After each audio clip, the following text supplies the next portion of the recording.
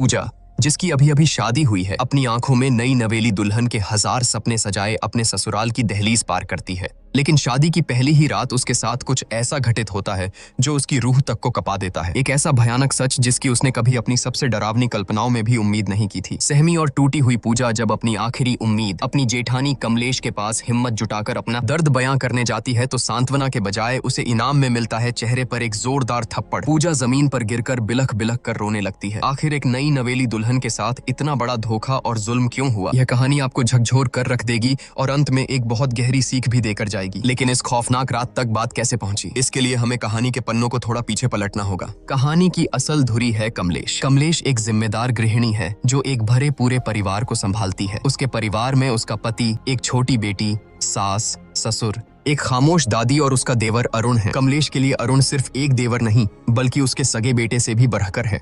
वक्त अपनी रफ्तार से आगे बढ़ता है। अब अरुण जवान हो चुका है और पूरा परिवार उसके लिए रिश्ता देखने जा रहा है। जिस लड़की को देखने पूरा परिवार जा रहा है उसका नाम है पूजा। इंग्लिश ऑनर्स में बीए कर चुकी पूजा अपनी बातों और आत्मविश्वास से सबका मन मोह लेती है। जब वह अपनी मीठी आवाज में एक अंग्रेजी गाना गाकर सुनाती है तो मानो पूरा परिवार उस पर फिदा हो जाता है। अरुण तो जैसे उसे देखते ही अपना दिल हार बैठता है। लेकिन इस पूरे कमरे में एक शख्स ऐसा था जिसके चेहरे पर खुशी की जगह एक उलझन थी। कमलेश को पूजा का यह मॉडर्न और बेबाक अंदाज बिल्कुल रास नहीं आता, लेकिन अरुण की खुशी और उसकी जिद के आगे कमलेश को झुकना ही पड़ता है। मन मारकर ही सही वह इस रिश्ते के लिए हामी भर देती है। उसी दिन चट मंगनी पट ब्याह की तर्ज पर धूमधाम से रिंग सेरेमनी हो जाती है। पूजा की उंगली में अरुण के नाम की अंगूठी सज जाती है, लेकिन किसी को नहीं पता था कि यह खुशियां सिर्फ एक रात की मेहमान हैं। अगली सुबह कमलेश अपनी सास के साथ ऑटो से कहीं जा रही होती है। अचानक रास्ते में उनकी नजर एक भारी भीड़ और शोर शराबे पर पड़ती है। कुछ लोग सड़कों पर विरोध प्रदर्शन कर रहे थे। तभी भीड़ के बीच कमलेश की नजर एक ऐसे चेहरे पर पड़ती है जिसे देखकर उसके पैरों तले जमीन खिसक जाती है। वह सरेआम भड़क उठती है और हुक्म सुनाती है कि ये सब नौटंकी तुरंत बंद करो। गुस्से से आगबूला कमलेश आगे बढ़ती है। पूजा का हाथ झटक कर पकड़ती है और उसकी उंगली से सगाई की अंगूठी बेदर्दी से खींचकर निकाल लेती है। एक ही पल में, एक झटके में उसने वो रिश्ता तोड़ दिया जो कल ही जुड़ा था। जब कमलेश यह तूफान लेकर घर लौटती है तो घर में कोहराम मच जाता है। कमलेश का पति उसे आईना दिखाते हुए कहता है कि जो रायता तुमने बिना सोचे समझे फैलाया है उसे अब तुम्हें ही समेटना होगा। बेचारा अरुण भी लाख मिन्नतें करता है, समझाने की कोशिश करता है कि पूजा की सोच गलत नहीं है, लेकिन कमलेश अपने गुरूर में अंधी हो चुकी थी। उसके कानों पर जूं तक नहीं रेंगती और वह किसी की एक नहीं सुनती। कुछ देर बाद कहानी में एक खूबसूरत और जज्बाती मोड़ आता है। अपने रिश्ते को बचाने और अपनी बात समझाने के लिए पूजा खुद कमलेश के पास पहुंचती है।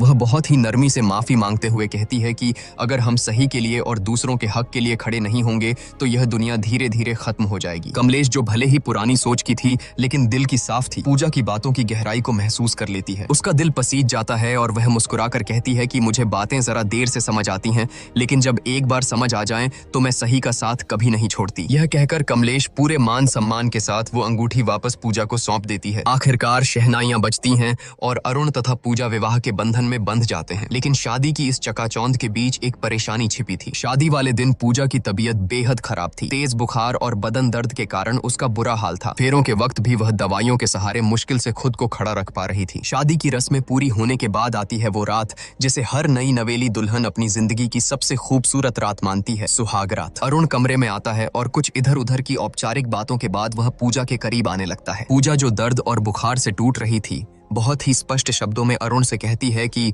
मेरी तबीयत बहुत ज्यादा खराब है, मुझे तेज बुखार है और पूरा शरीर दर्द से टूट रहा है। प्लीज आज हम कुछ भी नहीं करेंगे। लेकिन अरुण पर जैसे हवस और पति होने के गुरूर का भूत सवार था। उसने पूजा की एक न सुनी। पूजा के लगातार मिन्नतें करने, रोने और मना करने के बावजूद अरुण ने अपनी मर्दानगी के अंधे नशे में उसके साथ जबरदस्ती की। नई दुल्हन के वो सुनहरे सपने उसी बिस्तर पर बुरी तरह कुचल दिए गए। सुबह की किरणें कमरे में आईं, लेकिन पूजा की दुनिया में हमेशा के लिए अंधेरा छा चुका था। वह दर्द और सदमे से कराहते हुए बस रोए जा रही थी। अरुण उसे चुप कराने की कोशिश करता है, मानो कोई बहुत मामूली बात हुई हो। वह बड़े हक से कहता है कि अरे मैं तुम्हारा पति हूँ, यह तो मेरा हक है। शादी के बाद तो यह सब होता ही है। यह सुनकर पूजा के अंदर का दर्द एक चीख बनकर फूट पड़ता है। वह बिलखते हुए अरुण की आंखों में देखती है और कहती है कि हक तूने मेरा किया है। शब्द सुनकर अरुण सन्न रह जाता है, लेकिन अपनी घिनौनी हरकत पर शर्मिंदा होने के बजाय उसकी मर्दानगी को चोट लग जाती है। वह गुस्से से आगबूला होकर कहता है कि अगर तुझे लगता है कि मैंने कुछ गलत किया है तो जा बाहर और चिल्ला चिल्लाकर सबको बता दे। यह कहकर वह निर्दयता से पूजा को कमरे से बाहर निकाल देता है। रोती कांपती पूजा जैसे ही कमरे से बाहर आती है, उसकी नजर आंगन में खड़ी कमलेश पर पड़ती है। कमलेश घर की और पड़ोस की कुछ औरतों से बात कर रही थी। पूजा के कानों में कमलेश की आवाज पड़ती है कि औरतें जितना किसी बम के फटने से नहीं डरती, उतना अपनी इज्जत का तमाशा बनने से डरती हैं।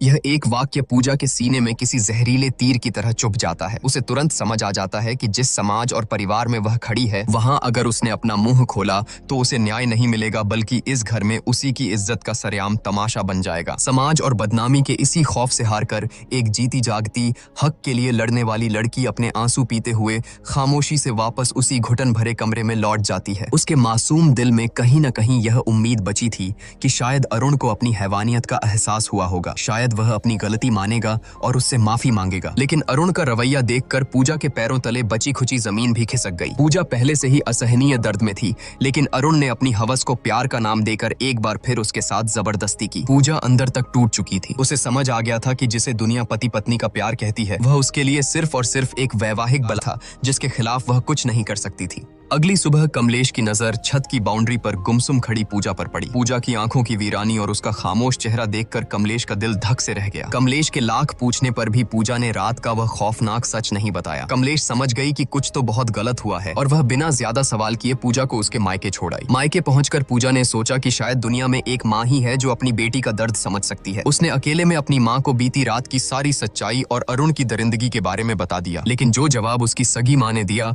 वह अरुण की हैवानियत से भी ज्यादा खौफनाक था। माँ ने उसे सीने से लगाने के बजाय समझाते हुए कहा कि पति पत्नी के बीच ये सब तो होता ही है, शादी की है तो ये सब तो निभाना ही पड़ेगा। इसमें ना कहने वाली क्या बात थी? इसी से तो परिवार और वंश आगे बढ़ता है। अपनी ही माँ के मुंह से ये शब्द सुनकर पूजा सन्न रह गई। रही सही कसर माँ ने इमोशनल ब्लैकमेल करके पूरी कर दी। घर की गरीबी का वास्ता देते हुए उसने पूजा को तुरंत ससुराल वापस लौटने का हुक्म दिया और धमकी दी कि अगर वह वापस नहीं गई तो वह अपनी नस काटकर जान दे देगी। अपनों से मिले इस धोखे के बाद बेचारी पूजा के पास कोई रास्ता नहीं बचा था। वह एक जिंदा लाश की तरह कमलेश के साथ वापस लौटने लगी। सफर के दौरान एक जगह वॉशरूम जाने के बहाने पूजा ऑटो से उतरी। यह उसकी जिंदगी का सबसे बड़ा फैसला था। उसने पीछे मुड़कर नहीं देखा और वहां से चुपचाप भाग निकली। कमलेश ने उसे पागलों की तरह हर जगह ढूंढा, लेकिन पूजा का कोई सुराग नहीं मिला। घर पहुंचकर जब कमलेश ने यह खबर दी तो पूरे परिवार में हड़कंप मच गया। सबने पूजा को ढूंढा, लेकिन वह जैसे हवा में गायब हो गई थी। हारकर कमलेश ने पूजा की दोस्त सोना को फोन मिलाया, जो एक एनजीओ में काम करती थी। सोना ने कहा कि उसे पूजा के बारे में कुछ नहीं पता, लेकिन वह उसे ढूंढने की पूरी कोशिश करेगी। आखिरकार सोना की तलाश पूरी होती है। पूजा उसे एक सुनसान पार्क के कोने में गुमसुम किसी सहमी हुई बच्ची की तरह बैठी मिल जाती है। जब कमलेश वहां पहुंचती है तो पूजा हिम्मत जुटाकर अरुण की उस खौफनाक रात की सारी दरिंदगी और सच्चाई कमलेश के सामने उगल देती है। लेकिन सालों से अरुण को अपने बेटे की तरह पालने वाली कमलेश का अंधा विश्वास सच्चाई पर भारी पड़ जाता है। सच सुनने के बजाय कमलेश का गुरूर टूटता है और वह गुस्से में आकर पूजा के गाल पर एक जोरदार थप्पड़ जड़ देती है। वह चिल्लाती है और पूजा को लगभग घसीटते हुए वापस उस कैद खाने में ले आती है। भले ही कमलेश ने पूजा को थप्पड़ मार दिया था, लेकिन एक औरत होने के नाते उसके अंदर शक का एक बीज बोया जा चुका था। वहीं दूसरी तरफ हम देखते हैं कि हनीमून के खूबसूरत वादियों में पूजा अंदर से पूरी तरह वीरान और खौफजदा थी। वह अरुण से एक आखिरी उम्मीद के साथ बात करने की कोशिश करती है, लेकिन अरुण की आंखों में प्यार नहीं, सिर्फ एक भूखे भेड़िए जैसी हवस थी। वह एक बार फिर पूजा की चीखों और आंसुओं को अनसुना करते हुए उसके साथ जबरदस्ती करता है। बेचारी पूजा उस बिस्तर पर तड़पने और रोने के अलावा कुछ नहीं कर पाती। वह जिसे अपनी जिंदगी का साथी समझकर समझाने गई थी, वह सिर्फ एक झल्लाद निकला। पूजा को उस रात पूरी तरह समझ आ गया था कि अरुण की नजरों में वह कोई पत्नी या प्यार नहीं, बस उसकी हवस मिटाने का एक बेजान जरिया भर थी। पूजा की जिंदगी एक जीते जागते नर्क में बदल चुकी थी। एक रात खौफ से कांपती पूजा खुद को बाथरूम में बंद कर लेती है। बाहर से अरुण दरवाजे को पीटते हुए उसे बाहर आने का हुक्म देता है। अंदर से डरी सहमी पूजा रोते हुए कहती है कि आज मैं तुम्हारे करीब नहीं आ सकती, मेरे पीरियड्स शुरू हो गए हैं। लेकिन एक हैवान के सिर पर सवार हवस को भला कोई कैसे रोक सकता था? अरुण का जवाब किसी भी इंसान की रूह का पाने के लिए काफी था। वह बेशर्मी और क्रूरता से कहता है कि मुझसे झूठ मत बोल, दरवाजा खोल, मुझे देखना है। यह सुनकर बाथरूम के अंदर खड़ी पूजा की जान सूख जाती है। उसे समझ आ जाता है कि यह दरिंदा उसकी कोई बात नहीं मानेगा। इसी खौफ और बेबसी के बीच पूजा की नजर वहां रखी एक ब्लेड पर पड़ती है और सीन यहीं कट हो जाता है। अगली सुबह घर में कोहराम मच जाता है। सबको पता चलता है कि पूजा अस्पताल में है और उसकी हालत बेहद नाजुक है। पूरा परिवार बदहवास हालत में वहां पहुंचता है। अरुण अरुण बड़ी चालाकी से कमलेश और बाकी घर वालों को गुमराह करते हुए कहता है कि उसे औरतों वाली कोई अंदरूनी दिक्कत थी, शायद उसी वजह से यह हालत हुई है। लेकिन जब कमलेश अंदर जाकर लेडी डॉक्टर से बात करती है तो डॉक्टर जो सच बताती है वह सुनकर कमलेश के पैरों तले जमीन ही नहीं खिसकती बल्कि उसका पूरा वजूद हिल जाता है। डॉक्टर भारी आवाज में बताती है कि पूजा के उन नाजुक हिस्सों पर ब्लेड से गहरे कट लगे हैं और बहुत ज्यादा खून बहने की वजह से उसकी यह हालत हुई है। यह सुनकर कमलेश सन्न रह जाती है। वह तुरंत खुद को संभालती है और घर वालों को वापस भेज देती है, यह कहकर कि वह पूजा के पास रुकेगी। होश आने पर जब कमलेश पूजा के पास बैठती है तो पूजा आंसुओं में डूबकर वह कड़वा सच उगलती है जिसने उसे इस हद तक जाने पर मजबूर किया। यह दर्द सुनकर कमलेश अंदर तक टूट जाती है। उस रात जब कमलेश घर लौटती है तो पूजा के दर्द को महसूस करने के लिए वह खुद बाथरूम में जाती है और हाथ में वही ब्लेड उठाती है। वह उस ब्लेड को अपनी त्वचा पर रखकर वही करने की कोशिश करती है जो पूजा ने किया था, लेकिन ब्लेड की हल्की सी चुभन से ही उसके हाथ कांप जाते हैं। वह ब्लेड फेंक देती है। उस एक पल में कमलेश को गहराई से एहसास हो जाता है कि आखिर वो 21 साल की मासूम लड़की किस कदर खौफ और दर्द से गुजरी होगी कि उसने खुद को इतनी खौफनाक सजा दे दी। अगले दिन जब अरुण अपनी बेशर्मी का लबादा ओढ़े पूजा से मिलने अस्पताल पहुंचता है तो उसे पता चलता है कि कमलेश पहले ही पूजा को डिस्चार्ज कराकर अपने साथ ले जा चुकी है।